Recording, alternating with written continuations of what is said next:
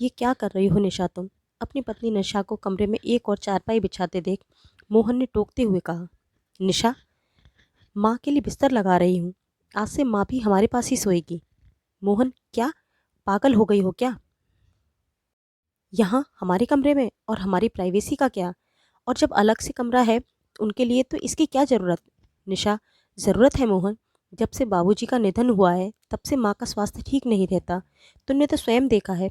पहले बाबूजी थे तो अलग कमरे में दोनों को एक दूसरे का सहारा था, मगर अब मोहन, बाबूजी के बाद माँ बहुत अकेली हो गई हैं।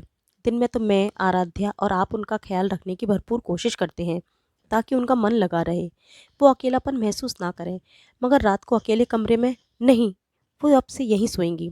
निशा, मोहन, हर बच्चे का ध्यान उसके माता पिता बचपन में रखते हैं। सब इसे उनका फ़र्ज कहते हैं। ऐसे ही बुढ़ापे में बच्चों का भी तो यही फ़र्ज होना चाहिए ना। और मुझे याद है, मेरा तो दादी से गहरा लगाव था, मगर दादी को मम्मी पापा ने अलग कमरा दिया हुआ था। और उस रात दादी सोई तो सुबह उठी ही नहीं। डॉक्टर कहते थे कि आधी रात उन्हें अटैक आया था। जाने कितनी घबराहट परेशानी हुई होगी।